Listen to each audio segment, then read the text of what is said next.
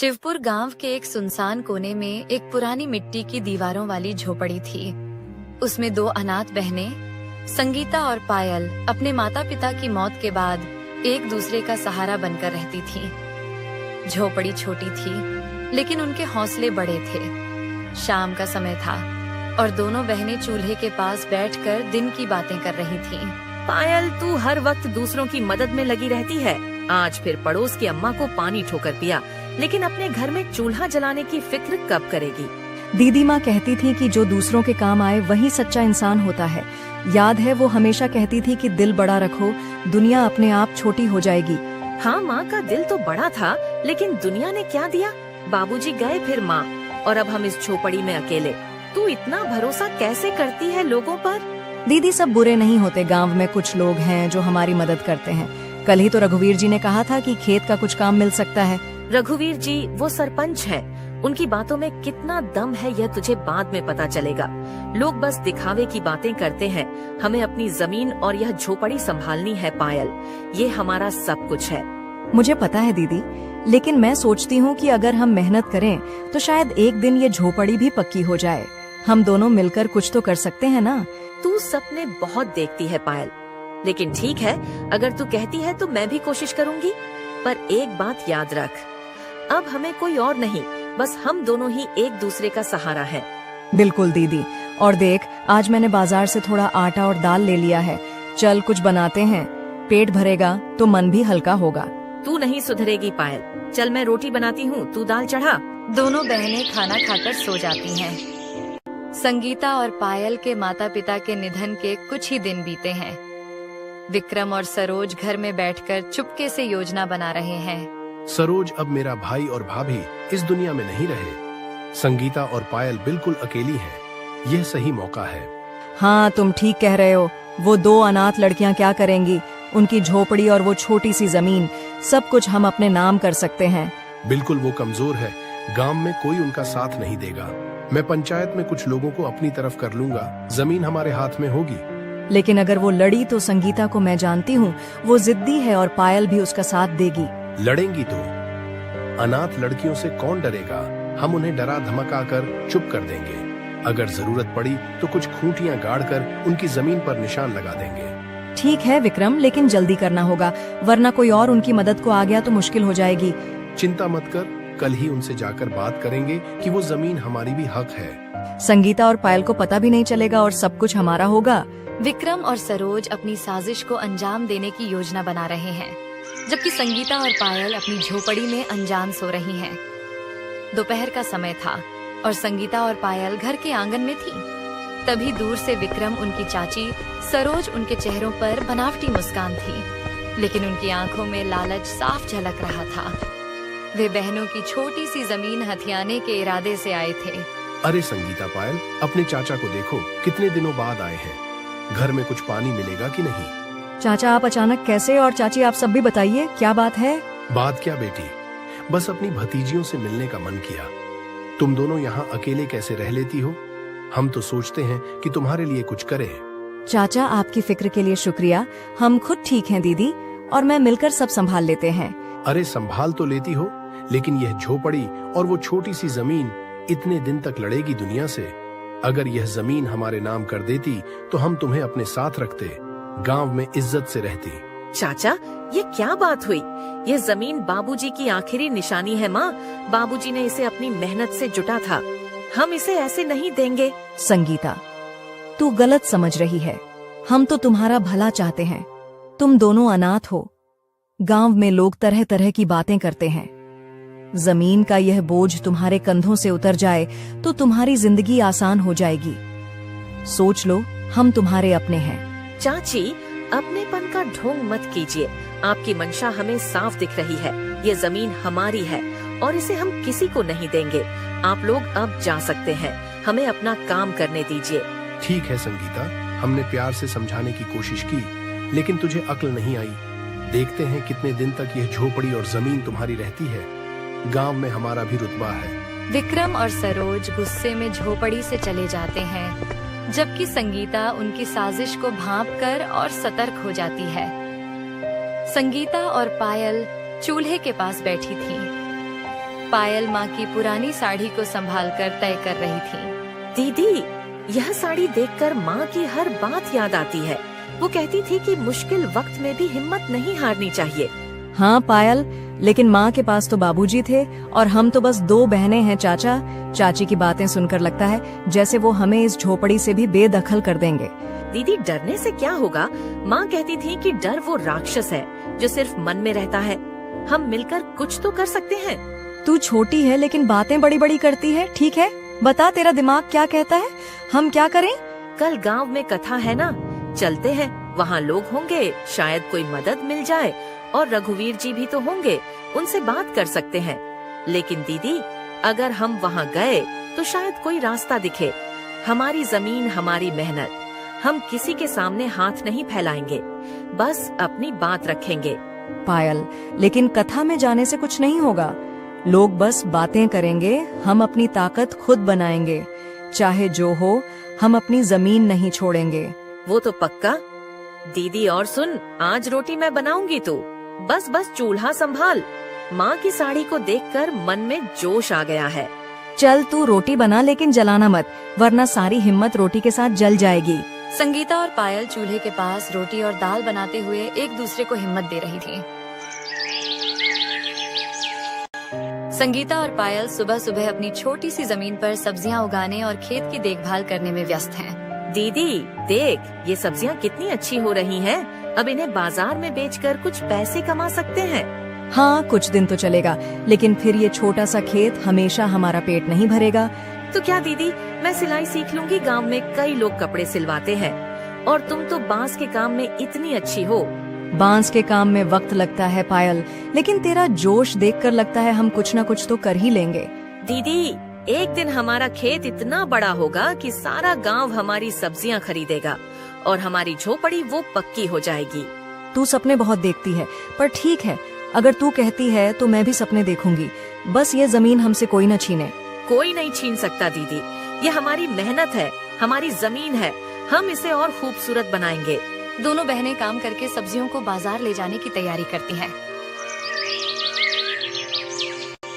संगीता और पायल अपनी जमीन पर काम करने के लिए सुबह खेत पहुंचती हैं, लेकिन वहां एक खूंटी घड़ी हुई मिलती है। ये क्या पायल, ये खूंटी यहाँ कैसे? जरूर चाचा चाची ने गाड़ी है हमारी जमीन पर निशान लगाने के लिए।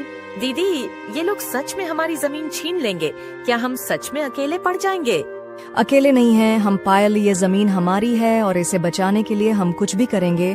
लेकिन दीदी, अगर चाचा पंचायत में गए तो लोग कहते हैं वह सरपंच को पैसे दे सकते हैं। पैसे से सच नहीं खरीदा जा सकता। हम पंचायत में अपनी बात रखेंगे माँ, बाबूजी की मेहनत को कोई नहीं छीन सकता।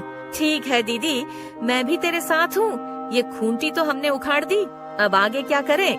खूंटी उखाड़कर दोनों बहनें खेत में काम शुरू करती हैं, लेकिन उनके मन में साजिश का डर और उसे हराने का हौसला एक साथ जाग रहा है। संगीता और पायल अपनी झोपड़ी में दिन का काम निपटाने में लगी हैं। तभी विक्रम और सरोज फिर से उनके घर आ गए। संगीता अपने चाचा को अंदर नहीं बुलाएगी। हम तुम्हारे भले के लिए आए हैं और तुम हो कि हर बार हमें दरवाजे पर खड़ा रखती हो। क्या हम अब इस घर में पराये हो गए? चाचा, आपका भला हमें अच्छे से समझ आता है। खेत में खूंटी गाड़ने का खेल भी आपका ही था, है ना? अब और क्या चाहते हो? पहले ही हमारी जमीन पर नजर गड़ाए हो। अरे संगीता, तू हमें गलत क्यों समझती है? हम तो बस यह चाहते हैं कि तुम्हारी जिंदगी आसान हो। ये झोपड़ी और जमीन तुम्हारे लिए बोझ है, इसे हमारे नाम कर दो। हम तुम्हें अपने घर में रखेंगे, इज्जत से जिंदगी बिताओगी। चाची, यह बनावटी बातें हमें नहीं फंसाएंगी। यह जमीन मेरे माँ बाबूजी ने अपनी मेहनत से जोड़ी थी। तुम लोग कभी हमारे सुख दुख में साथ नहीं थे और अब हिस्सा मांगने चले हो। ये जमीन हमारी है और रहेगी। संगीता, ज्यादा अकड़ मत दिखा। हमने प्यार से समझाने की कोशिश की, लेकिन तुम नहीं मानी। अब पंचायत में देख लेंगे। गांव के लोग जानते हैं कि 2 अनाथ बहनें क्या कर सकती हैं। हमारा हक हमें मिलकर रहेगा। संगीता, अभी भी वक्त है। सोच ले, गांव में कोई तुम्हारा साथ नहीं देगा। इस जमीन के बोझ तले दब जाओगी। अभी मान जाओ, वरना बाद में पछताना पड़ेगा। चाची, आपकी धमकियाँ हमें नहीं डराती। ये झोपड़ी, ये जमीन, ये मेरे माँ बाबूजी की आखिरी निशानी है। इसे बचाने के लिए मैं सब कुछ करूँगी। अब आप लोग जा सकते हैं और फिर कभी ऐसी बात लेकर मत आना। विक्रम और सरोज गुस्से में झोपड़ी से चले जाते हैं, जबकि संगीता उनकी साजिश के खिलाफ और सतर्क होकर अगले कदम की योजना बनाने लगती है। शिवपुर गांव में अफवाह फैल चुकी है कि विक्रम पंचायत में बहनों की जमीन अपने नाम कराने की योजना बना रहा है। पायल अब और चुप नहीं रह सकते चाचा। पंचायत में हमारी जमीन हथियाने की साजिश रच रहे हैं। हमें आज ही रघुवीर जी से मिलना होगा। दीदी, लेकिन अगर सरपंच ने चाचा की बात मान ली तो गांव में लोग कह रहे हैं कि चाचा ने कई लोगों को अपनी तरफ कर लिया है। डर मत पायल, सच हमारे साथ है। माँ बाबूजी की मेहनत और हमारा हक कोई नहीं छीन सकता। हम अपने हक के लिए लड़ेंगे, चाहे कोई साथ दे या ना दे। दीदी, ये देख बाबूजी के कागज, शायद ये पंचायत में काम आए। माँ ने कहा था कि ये जमीन के दस्तावेज हैं। हाँ, ये वही कागज है। इनसे साबित होगा कि जमीन हमारी है। पायल, तूने अच्छा किया जो इन्हें संभाल कर रखा। दीदी, मुझे लगता है माँ बाबूजी हमें ऊपर से हिम्मत दे रहे हैं। हम पंचायत में अपनी बात बिल्कुल पायल, आज हम सरपंच को बता देंगे कि हम अपनी जमीन किसी को नहीं देंगे। चल तैयार हो जा, अभी चलते हैं। संगीता और पायल कागजों को संभालकर हौसले के साथ सरपंच के घर की ओर बढ़ती हैं। तैयार होकर पंचायत में अपनी बात रखने के लिए गांव के पंचायत भवन में भीड़ जमा है। सरपंच रघुवीर जी, पटवारी मनोज बाबू, विक्रम, सरोज, अंशुल और संगीता पायल आमने सामने हैं। संगीता, विक्रम, यह जमीन का मामला अब पूरे गांव के सामने है। दोनों पक्ष अपनी बात स्पष्ट और सच के साथ रखें। इस पंचायत में सिर्फ इंसाफ की जीत होगी। संगीता, तुम पहले बोलो, तुम्हारा पक्ष क्या है?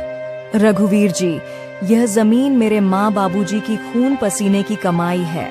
उन्होंने इसे अपनी मेहनत से जोड़ा और यह हमारी आखिरी निशानी है चाचा। और उनका परिवार इसे हथियाना चाहता है। उन्होंने खेत में खूंटी गाड़ी हमें धमकाया, लेकिन हम इसे किसी भी कीमत पर नहीं देंगे। हमारे पास सारे कागज हैं जो साबित करते हैं कि यह जमीन सिर्फ और सिर्फ हमारी है। कागज? अरे सरपंच जी, यह बहनें झूठ का सहारा ले रही हैं। मेरे भाई की जमीन थी तो मेरा भी उसमें हक बनता है। मैंने तो बस इनका भला चाहा, इनके लिए अपने घर के दरवाजे खोले, लेकिन यह हमें बदनाम कर रही है। गांव में सब जानते हैं, मैंने हमेशा परिवार की इज्जत रखी है। संगीता, तुझे कागज वागज की क्या समझ? हम तो बस गांव की इज्जत बचाना चाहते हैं। 2 अनाथ बहनों की जमीन कोई और लूट ले, उससे पहले हम उसे अपने पास रखना चाहते हैं। यह तो तुम्हारा ही भला है। शोर मचाने से कुछ नहीं होगा। यह पंचायत है, कोई बाजार नहीं। संगीता, तुमने कागजों की बात की, उन्हें सामने लाओ। और विक्रम, तुम्हारे पास कोई सबूत है? बिना ठोस सबूत के कोई फैसला नहीं होगा। कागजों की जांच के बाद ही सच सामने आएगा।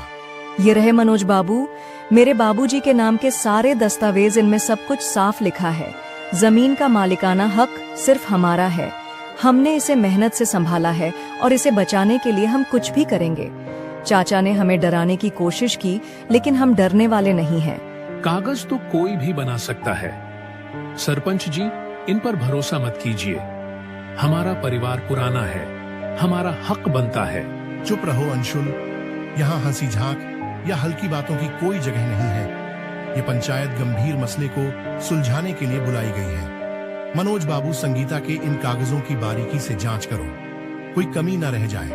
और विक्रम, तुम भी अपने दावे के समर्थन में कोई ठोस सबूत लेकर आओ। अगली पंचायत में इस मामले का अंतिम फैसला होगा। तब तक कोई भी खेत में खूंटी गाड़ने, जमीन पर निशान लगाने या कोई और हरकत करने की कोशिश न करे, वरना गांव का कानून अपना काम करेगा।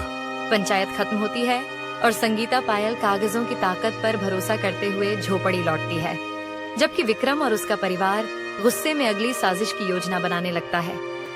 एक रात अचानक हंगामा मच जाता है। विक्रम की चावल मिल में आग लग जाती है और उसका सारा व्यापार जलकर खाक हो जाता है। हाय, यह क्या हो गया? मेरी मेहनत, मेरा सब कुछ सब राख हो गया। हमने जो बहनों के साथ किया उसी का फल मिला है। तुमने कहा था जमीन हमारे नाम हो जाएगी, सब ठीक होगा। अब देखो, हमारा सब कुछ चला गया। अब वही बहनें हमारी आखिरी उम्मीद है। माँ, वो बहनें हमें कभी माफ नहीं करेंगी। हमने उनकी जमीन छीनने की कोशिश की, धमकियां दी, अब वो हमारा मुंह भी नहीं देखेंगी। नहीं अंशुल, मैंने गलती की।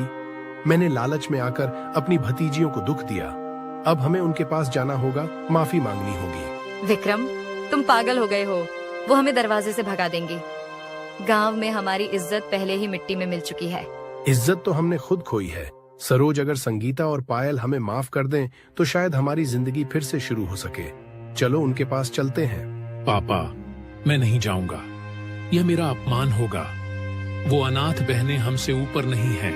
चुप कर अंशुल, तूने भी मेरे साथ मिलकर गलती की। अब अगर हमें बचना है तो हमें झुकना होगा। चल उनके घर चलते हैं। विक्रम, सरोज और अंशुल अपनी बर्बादी के बाद माफी मांगने के लिए संगीता और पायल की झोपड़ी की ओर बढ़ते हैं, लेकिन उनके मन में शर्मिंदगी और डर दोनों है। झोपड़ी के बाहर विक्रम और सरोज शर्मिंदगी और हिचकिचाहट के साथ खड़े हैं। वे संगीता और पायल से माफी मांगने आए हैं। संगीता, पायल, हम तुम्हारे दरवाजे पर खड़े हैं। क्या हम अंदर आ सकते हैं? हम तुमसे दिल से बात करने आए हैं। हम जानते हैं कि हमने तुम्हें बहुत दुख दिया और अब शायद तुम हमें देखना भी ना चाहो। चाचा, आप क्या लेने आए हो? तुम्हारी चावल मिल जल गई, तुम्हारा व्यापार चौपट हो गया तो क्या? अब तुम्हारी नजर हमारी इस छोटी सी झोपड़ी और जमीन पर है। पहले हमारा सब कुछ छीनने की कोशिश की, अब क्या बाकी रह गया है? नहीं संगीता बेटी, ऐसा बिल्कुल मत कह। हम गलत थे। हमने लालच में आकर तुम्हारी जमीन हथियाने की साजिश रची। हमने तुम्हें दुख दिया, तुम्हें नीचा दिखाया, लेकिन अब हम पूरी तरह बर्बाद हो चुके हैं। हम यहाँ सिर्फ माफी मांगने आए हैं। तुमसे अपने गुनाहों की माफी चाहते हैं। माफी चाचा? चाची, तुम माफी की बात करते हो? तुमने हमारी जमीन छीनने की साजिश रची, हमारे खेत में खूंटी गाड़ी, पंचायत में हमें नीचा दिखाने की कोशिश की। जब हम अकेली थी तब तुमने हमारा साथ देने की बजाय हमें डराया। अब जब तुम्हारा सब कुछ चला गया, तुम माफी मांगने चले आए। तुम्हें लगता है कि यह इतना आसान है? दीदी, मैं जानती हूँ कि तुम्हें बहुत दुख हुआ है, लेकिन माँ बाबूजी हमेशा कहते थे कि माफी में ताकत होती है। अगर चाचा चाची सच में पछता रहे हैं तो हमें उन्हें एक मौका देना चाहिए। इससे हमारा दिल भी हल्का होगा। संगीता, तू बिल्कुल सही कहती है। हमने तुम्हें वह दुख दिए जो कोई अपने अपनों को नहीं देता। मैं लालच में अंधा हो गया था। मैंने अपने भाई की बेटियों को पराया समझ लिया, लेकिन अब मैं टूट चुका हूँ। मैं वादा करता हूँ, अब हम कभी तुम्हारा बुरा नहीं करेंगे। बस हमें माफ कर दो। हमें यह बोझ लेकर जीने की सजा से बचा लो। ठीक है, पायल की बात मान लेती हूँ चाचा। चाची, मैं तुम्हें माफ करती हूँ, लेकिन सुन लो, ये माफी इसलिए है क्योंकि मैं अपनी माँ बाबूजी की सीख पर चलना चाहती हूँ। इस बार कोई धोखा नहीं चलेगा। अगर तुमने फिर कोई साजिश की तो हम चुप नहीं रहेंगे। दीदी, तुमने सही किया माँ। बाबूजी भी यही चाहते थे। अब हम सब मिलकर एक नई शुरुआत करेंगे। उनके आशीर्वाद से सब ठीक हो जाएगा। विक्रम और सरोज राहत की सांस लेते हैं, जबकि संगीता और पायल माफी की ताकत में विश्वास रखते हुए उनके साथ रिश्ते को एक नया मौका देती है। दोनों परिवार एक साथ खेती करने लगते हैं और रिश्ते में नई शुरुआत होती है। दोस्तों, आपको ये कहानी कैसी लगी? यदि आपको ये कहानी अच्छी लगी तो चैनल को सब्सक्राइब करें, लाइक करें, कमेंट करें। Thanks for